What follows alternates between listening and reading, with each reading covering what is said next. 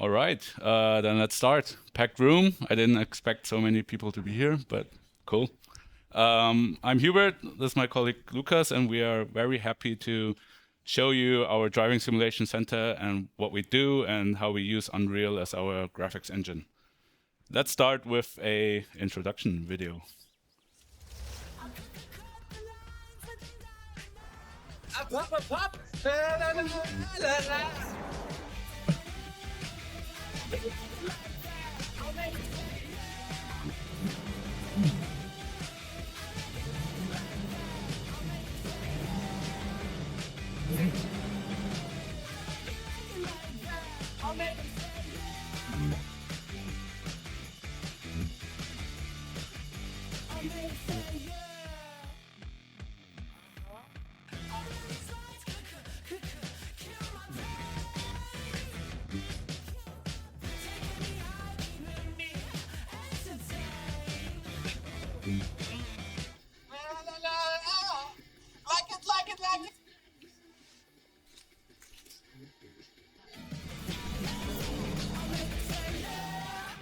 Da, da, da, da, da, da, da, da, da.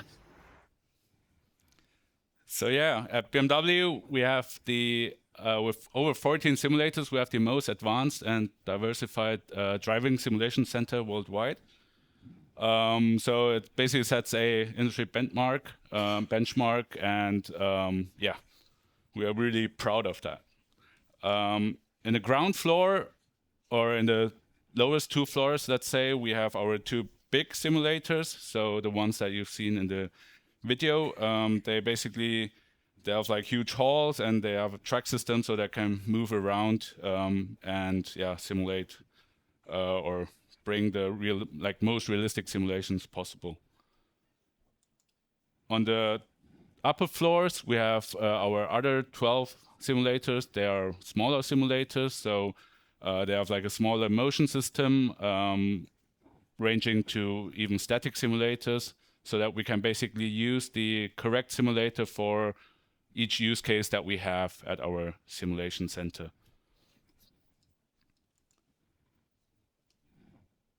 With the center, we push the customer-centric development that we have at BMW forward. So whenever we develop a new feature or function, we don't have to guess if the customer will like it or what the customer will want. We can actually let the customer experience the function, and we can get feedback. We can even monitor the customer, how he reacts to certain functions, if he understands certain functions. So that's basically valuable feedback for us while developing certain features or functions. It's also important to say that we don't do any massive simulation, or we don't train AI or anything. We are only doing driver in the loop simulations. So there's always a driver sitting in a car, driving the simulator around, and we are aiming to get feedback from that driver. The driver can be either professional test drivers, BMW customers, or even customers from competitive brands, because obviously we also are interested in how our cars compare to other cars out there. So let's dive a bit deeper into our simulators. As I said before, we have a wide range of simulators with scalable motion systems. So the smaller simulators, they are static simulators. They don't really move around. The next step are 3DoF simulators, so they can basically just rotate a bit. And then we have hexapods with 6DoF, 7DoF systems with a yaw table, and then the big ones, they have a track system underneath so that they can even move around in the room. The biggest simulator, or let's say the second biggest one with only one axis, it can even reach up to 1.2 Gs, so it can fully simulate a BMW M3, for example. Of course, we also need visualization, or we want to see something, right? That's why we're all here. So we are using different visualization systems for our different simulators. The biggest simulators, they have a 360 degrees projection system on top of it, because projection systems are lighter, and they have to move around in the room, right? So That's why we use projections for the big simulators. The smaller ones, we have LED wall systems, so ranging from 360 degrees LED walls to 220 degrees LED walls. And the smaller simulators, we are using TV screens, so they basically have like 10 or 12 big TV screens in front of them, to show the graphics. As you can see, we are always using or not always, but mostly using a full car as let's say input. So to create the most immersion, let's say, and presence. So the driver basically can get into a real car. You have a real steering wheel, real pedals, a real gear shift. Everything is basically like in a real car. And we just get the input from the car and then move the simulator around. And obviously in the virtual world, the car also moves along accordingly. Exactly. Then let's move on. So this is a more detailed view of how a simulator is built up. So yeah, in the front we have the visualization system. In the middle we have the mock-up or the car. Like this is now a half a car, but as you've seen before, we also have like full cars. And then the driver obviously sits inside the car. And down there we have the motion system that basically moves around the car. Yeah, and on top, either we have like a projection system or we have like the LED walls as visualization system. As I said before, we also need methods to monitor the driver and also communicate with the driver, maybe also ask questions while the driver is in the car and doing the study. So this is our control room. You can see, on the top, you can basically see what's happening in the simulation. On the right-hand side, you can basically see what the driver is doing.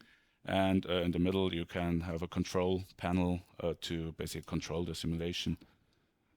Exactly. So let's talk a bit more about the use cases that we have. Like the main use case that we have is obviously UI, UX, HMI. So whenever we have a new feature in the HMI, we want to get customer feedback and also test the usability. If the feature is understandable, if the customer or the driver uses it as we intend him to use it. So you never know what the driver or customer does, right? The second biggest part is automated driving functions. So that's the same with UI. Whenever we develop a new function, we want to also know, see if the customer can understand it, if the customer can basically comprehend what the car wants to do and what the car is planning. That's also really important for us. So, for example, you have like a automated driving function that basically keeps the speed relative to your front vehicle. And let's say the automated driving function fails or breaks down. We also want to check if the driver can basically react and still control his car and, for example, go into brake, or if the car or if he doesn't realize it and the car just crashes or something. So that's also a really important aspect what we do.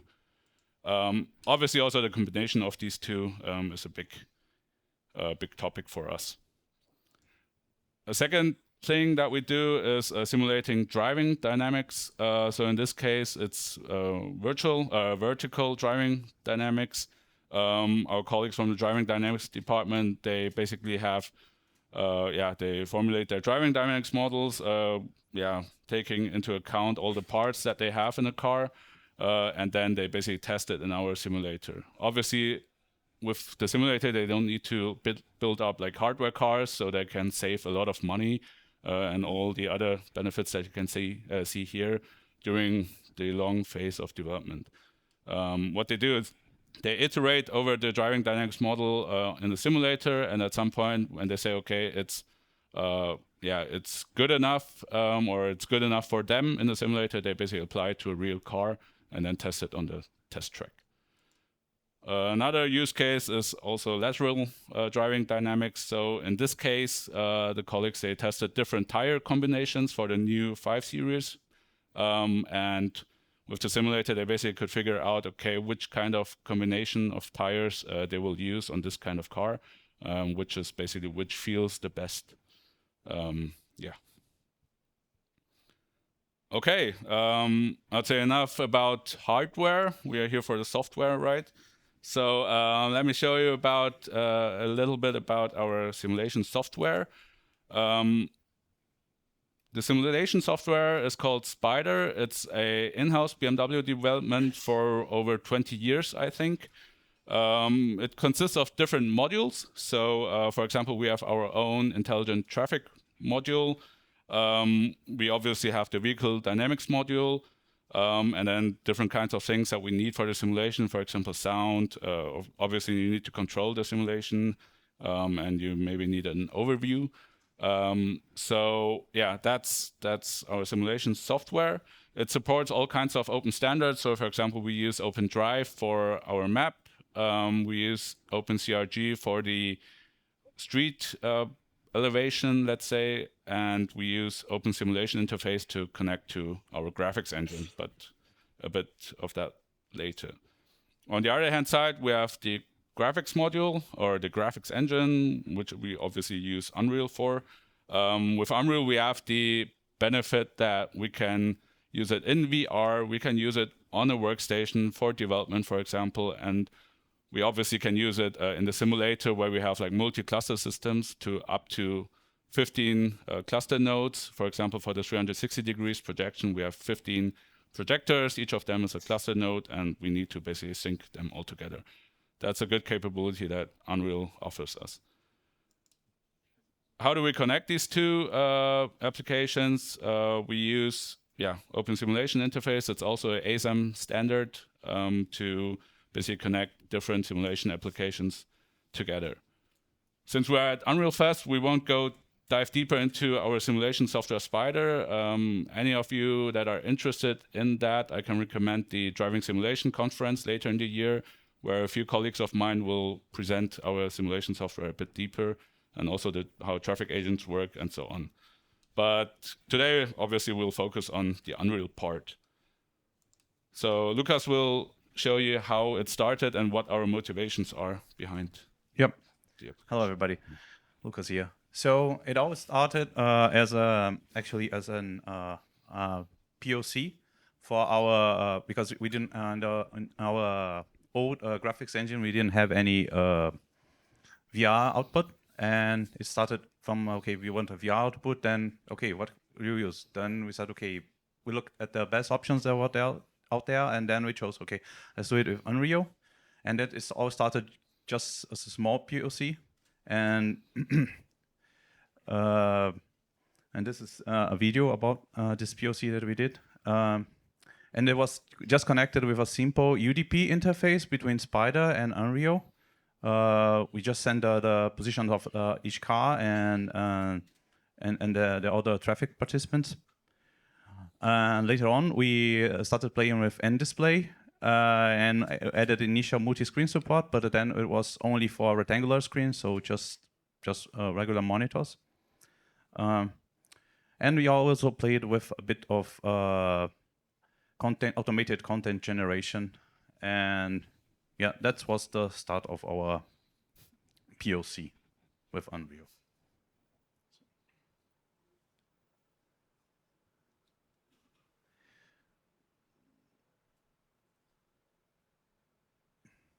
Yeah.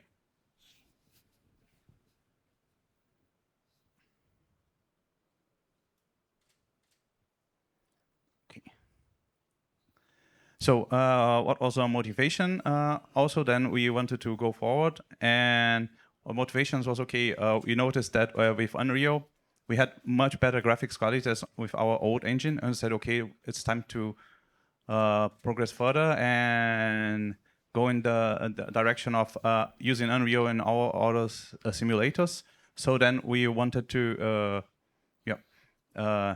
improve. So, and while we were doing this, then we also wanted to be able. Our old engine was proprietary, and we didn't have any control of the development of it. And we wanted to have control, so we can do prototyping and similar stuff.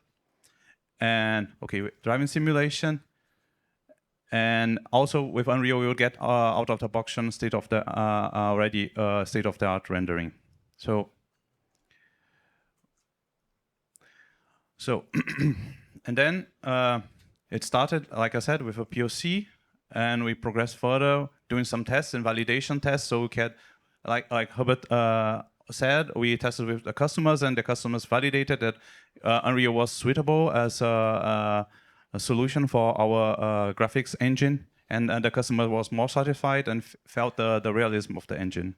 So afterwards, we progressed further and said, okay, this our UDP interface was not enough. We wanted to be able to send more data and more precise data and more consistent.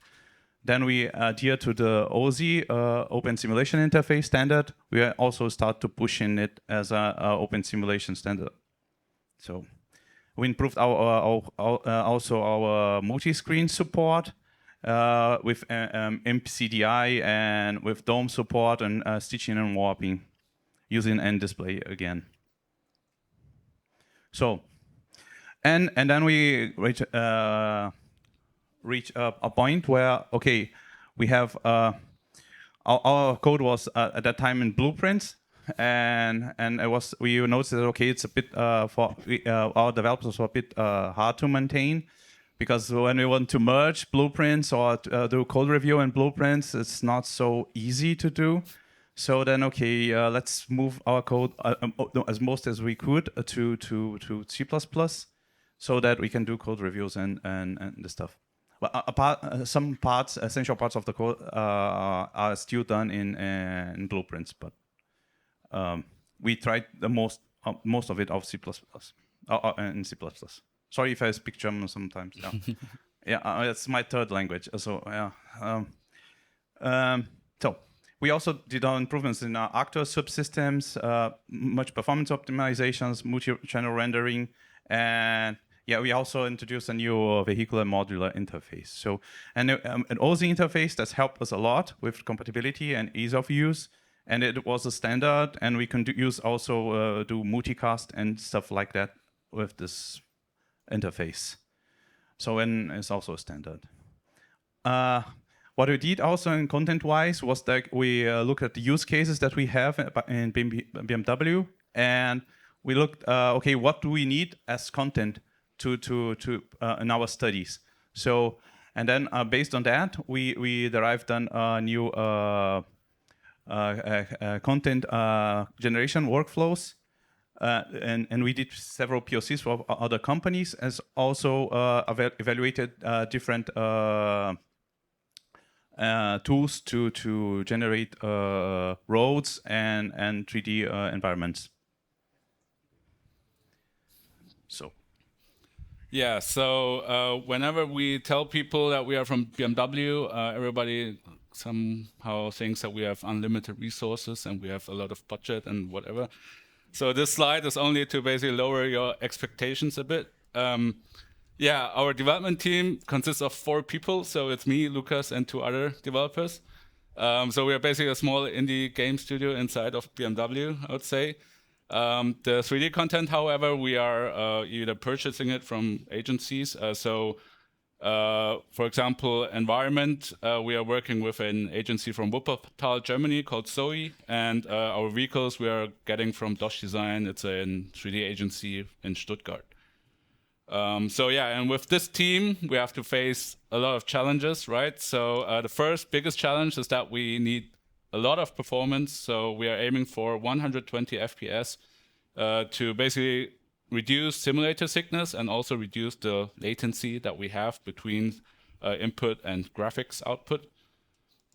The second challenge is obviously a homogeneous and synchronized image on our multi-cluster system. So you can't have any tiering between the systems. You need to basically have like a whole complete image.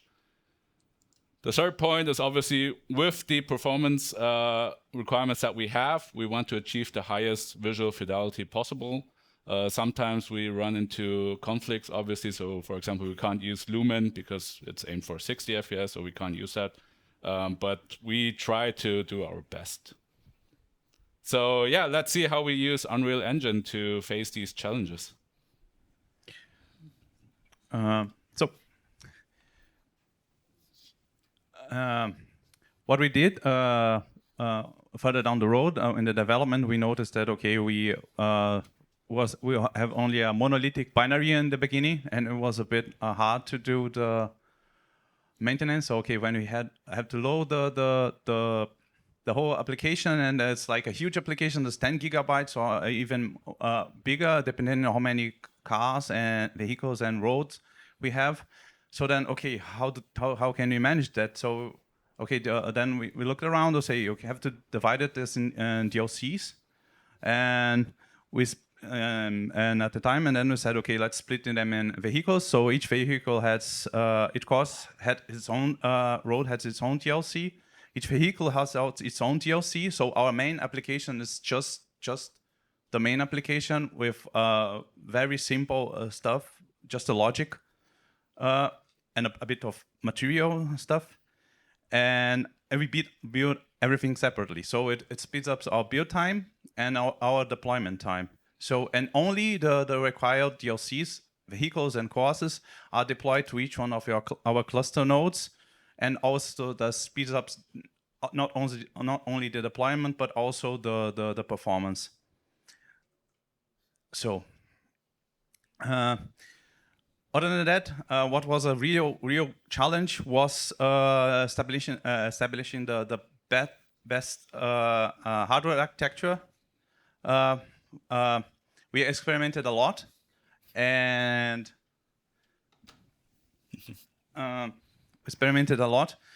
this is the best solution we came up with. We have on our biggest simulations we have 15 nodes, and sometimes we had up to 15 computers, and it was a bit too much. And given that all of those nodes are like dual processor computers, and we have two GPUs inside. We tried at first using Mosaic, but Mosaic was turned out. I don't know how many of you are familiar with NVIDIA Mosaic and NVIDIA QuadroSync and this term. So okay. So NVIDIA Mosaic is a tool that splits together many displays to form a huge desktop. And that's one way to overcome the problem with Windows Display Manager. Because since Windows 8 or 10, you can only have one screen, one swap group screen, and that's an issue, because then you cannot use properly the hardware sync. NVIDIA QuadroSync synchronizes the VSync for all the displays so that we have a seamless image while rendering. There's also a barrier that gives every time the swap frame, we have then a homogeneous picture in our projectors. So, but we tried a lot and with different possibilities and different configurations. And then what we did in the end was this solution. So we have each node is a dual processor. Inside of each node, we have a virtual machine, 2 Windows virtual machines. Each virtual machine is assigned 1 GPU, and each GPU drives 1 display. This not only makes use of the best use of our computational resources, but also eases up the maintenance of the whole system. Because if you have a driver update, or we have some system update, or we have whatever we want to do, we just deploy a new virtual machine image. So yeah, and this enables us then to use QuadroSync with and have these synchronizations among all displays.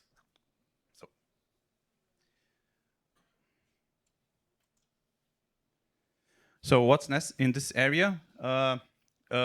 We would like to be able to use this on Linux with Vulkan, with QuadroSync. That's something we are asking the N-Display team for a long time, because this will allow us to probably have a better performance and more control, and we won't depend anymore in their from Windows drivers and Windows particularities.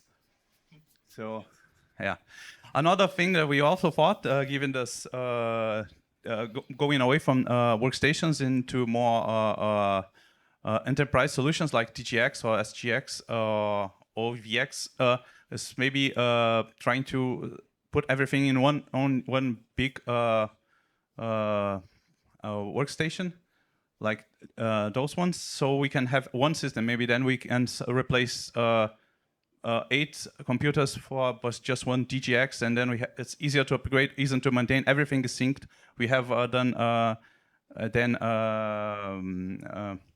unified memory between those, and maybe we can drive a new architecture. But this is a research topic. And another thing is also research topic is like how deal with the syncing for high performance, because our most important requirement is that we want to have 120 Hz.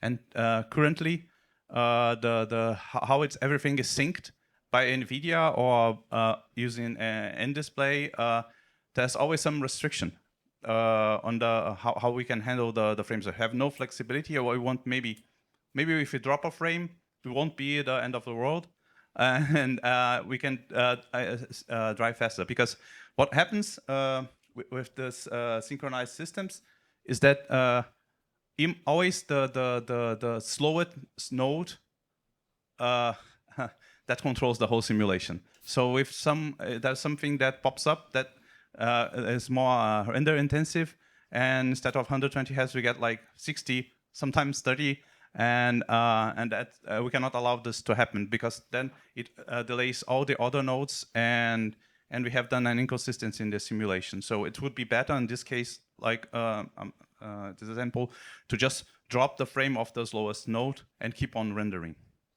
So. Okay, so yeah, now we're done, or we're talked about all the display systems. We dive a bit deeper into like the game or the simulation itself. One of the biggest performance eaters, let's say, are our traffic actors. So let's say in a study we have up to, like in a megacity, we have up to 100, 150 vehicles at a time. Obviously, you want to have like a crowded scene, right? So what we've experienced is that we are having like our frame rate basically degrades whenever we have like over 100 or 150 vehicles that are ticking all the time. And so we've tried a lot of things how to deal with that. The most efficient thing that we've come up with is flattening the hierarchy. Who would have thought of that? I mean, we already have we had a pretty flat hierarchy, right? So I don't know, we have the interior, the exterior, and then for each wheel we have a node. But apparently that wasn't enough. So what we've done right now is we've separated the wheels, because they also have to be ticked, right? They have to be turning. We've separated them from the car update. So we are updating every wheel separately, and we are connecting them, or they are put into the vehicle by sockets. So you don't have like the C nodes anymore. You have the sockets for the wheels in the body mesh, and then you basically just plug the mesh in there. So yeah, that alone basically saved, or with that alone, we got like 20 or 30% performance increase. What we are looking at right now is mass entity. It's still experimental, but obviously we want to have more than 150 ticking vehicles. Like if you are driving in China and Shanghai or whatever, you have like a lot of vehicles in your scene. So we want to overcome that boundary. So that's why we looked into mass entity. In this case, you can see we were testing with 240 actors, and with mass entity we can also have, well, like we almost have double the frame rate, but that's actually due to how mass entity basically like how the lot system of mass entity works. It basically that replaces actors with instant static meshes, so that they don't come up in the game thread anymore. Unfortunately, what we've hoped for is that, like, actually we hope that the actors would be like processed parallelly, like on different threads, right? But unfortunately, the processor still isn't there yet, so Unreal is still developing it. and they said they are looking into it, and it's on their roadmap. But right now, the processor is still running sequentially on the game thread, so that's yeah, a downside for us. Like I said, the performance improvement comes alone from the LOD representation, so swapping out actors for instant static meshes. And this also introduces a new problem that instant static meshes still are not writing into the velocity buffer. So you have like ghosting effects with anti-aliasing, but that's also on the roadmap. I don't know if it's fixed with 5.4. We haven't looked into it yet, but it's at least in UDN they told us they were looking into it. Yeah. Second big point of Unreal 5, why we directly switched to Unreal 5 was large world coordinates. So I don't know if you know, in Unreal 4, the coordinates were still like represented in floats. So at some point you would have like floating point precision problems. In Unreal 5 now we have doubles for coordinates or for position data. So we can actually have a lot higher precision for large worlds. So for example, usually a study that we conduct or the course that the driver drives is around 45 to 60 minutes. So accordingly, we need a big world, right? This study has like a map size of 300 square kilometers. And yeah, and at some point you would, like I said, run into precision problems. So you would have like maybe stuttering or like, yeah, your car would move maybe not as smooth as you wish to. Before you could, you would have to shift the origin back to where your car is. That worked, but every time your origin shifted, you would have a little lag, a little stutter. And that's totally completely gone with large world coordinates. So it was like a just go to Unreal 5, switch on large world coordinate system, and then it works. So that was pretty cool. And what we are doing right now is, oops, sorry. We are testing with world partition and H-lots. So when it came out, like we were really excited to test it out because that's exactly what we need, right? But yeah, the first tests were also pretty disappointing, to be honest. We experienced some micro lags whenever a chunk, world partition chunk was loaded in. So yeah, we found out that there were a few command line settings that you could do to prevent that, and also optimize the chunk so that that won't happen that often. So right now we are playing around with some different world partition settings, with H-lot settings, and seeing how we can basically reduce the micro lags, let's say, whenever we are loading in a new chunk. But yeah, we are still experimenting with it. It's not in production yet, but it looks quite promising. Another point that contributes to the visual fidelity are metahumans. So we also have a lot of pedestrians, cyclists, and also the drivers that drive around in like the NPC cars. For them we use metahumans. Unfortunately, like some of you know, metahumans are very detailed, so they're not good for if you have like a performance heavy or if you have high performance requirements. So we had to strip them down. We had to remove all the face skeleton, like bones, for example, and then simplify the model in itself and only use like high lot levels of the metahumans. So now we have it in a way that we can use it for the human models that we have in the simulation right now. But in future, we also want to simulate like pedestrian bulks, like you have in megacities, like a lot of people moving around, and also cyclists and scooter drivers, whatever. So we are looking into different approaches to optimize this. One of these approaches are bone animation textures, where you basically only have a static mesh, and you put the animations into a texture so that the graphics card can basically animate the static mesh for you through vertex animations. Yeah. So this is a point that we are still looking into. A second point that you need for realistic simulation are weather systems. So we're using volumetric clouds and Unreal day-night systems. We had to adjust it a bit due to performance reasons again, but now we can basically have full, like from early morning to even midnight. We can have like different like weather states, for example, rain or snow or even ice on the roads. So that's how basically the weather system or light system that we have right now looks like. So this is on the LED simulator. It's filmed. I think it's even filmed with an iPhone, so the quality isn't that good, but I guess you get the point.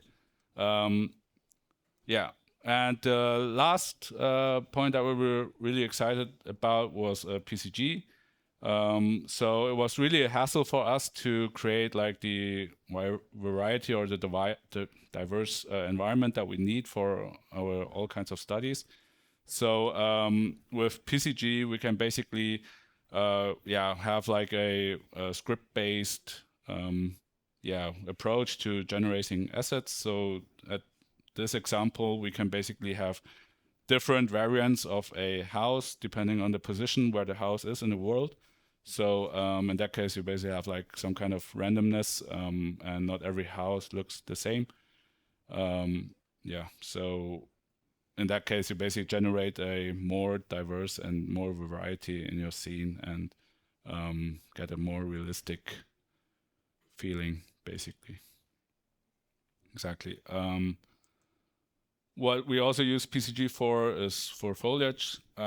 So whenever we have to like adapt or adjust an existing environment that we have, was always difficult, especially with foliage. So for example, in this case, let's say the customer or the department that wants to do a study says, okay, I don't want to have trees along the road, or I want to have more trees because it has to obstruct something. So and like before, you had to go like use foliage tool and then paint your foliage, right? And then see, okay, no, that doesn't work. I have to delete that tree and move this around. And now we can basically just pull a spline, and then it has like a logic behind it, how to spawn the foliage. And also with like large forest areas, we can just define a area, and then the PCG system just basically paste a lot of foliage into there. And it also fits the terrain. So if you have like elevation, the trees basically are perfectly positioned so that you won't have like any floating trees or anything like that. Exactly. So we are quite good in time. We're now at the end of our presentation. Thanks a lot for attending.